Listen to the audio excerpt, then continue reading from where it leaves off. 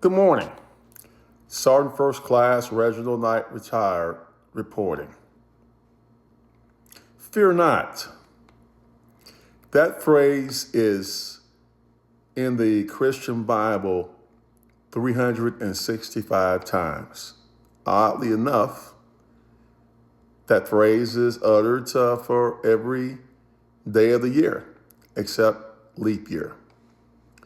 Now, when I mentioned this idea about remigration, some people just took it and ran with it like a puppy with a sock. Basically, I was just telling you what was planned. I wasn't telling you what's going to happen. I remember sitting in my third grade class with Miss Campfield, and we were talking about the 21st century.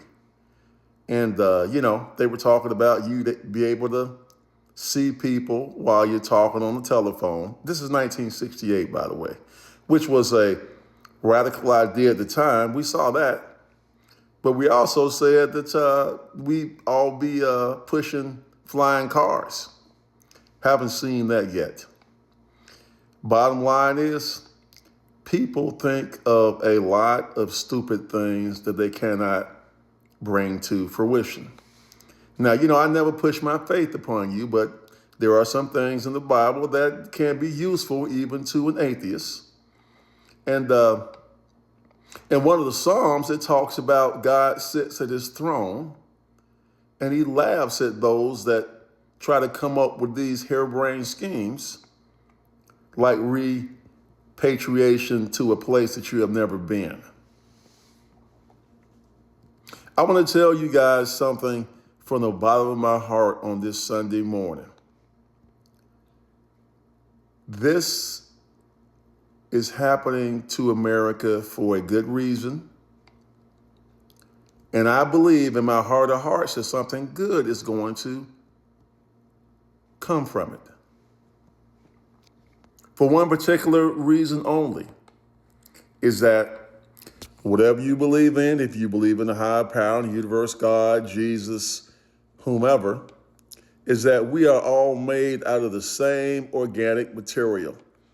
Using the tariffs, it's probably $4.50 now as opposed to the $3 of organic material we're made out of. There is no difference between an Asian and black person or white person. In fact, I'm all those things. I'm only 72% black. Got a lot of Irish in me.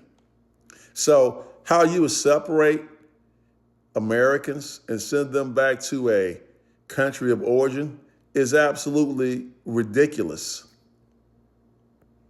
It's simply not going to happen, but I thought that it's a good idea to bring it to your attention so so you can see how insidious some of your leadership is. I also said months back that the wind was changing and the tide was turning. That when narcissists get a little bit too much power, they decide to, continue to take that mile instead of the inch. Now you got The Hague looking into Pete Hegseth over these people they are unaliving in the Caribbean. They've got people looking into Donald Trump now for all of his really weird executive orders.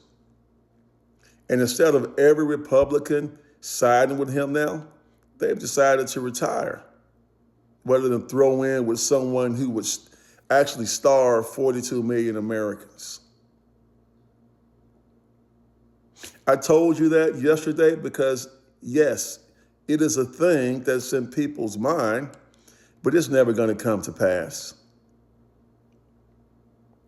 So when this Sunday, I tell you to fear not, because the walls are closing in on this administration and all of the egregious acts that they have committed in the past, 11 months now.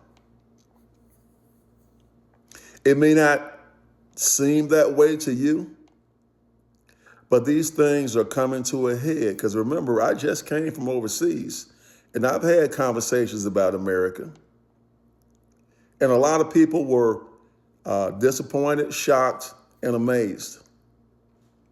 I wasn't, because now the whole world sees what people who look like me have seen their entire lives. And we have an opportunity to turn the page and move into a different direction. So this morning, the only piece of advice I can give you is to fear not. Have faith. Know that this thing is going to turn out to a positive outcome, because it is and it will. Sergeant First Class Reginald Knight, retired, reporting. Have a good Sunday morning.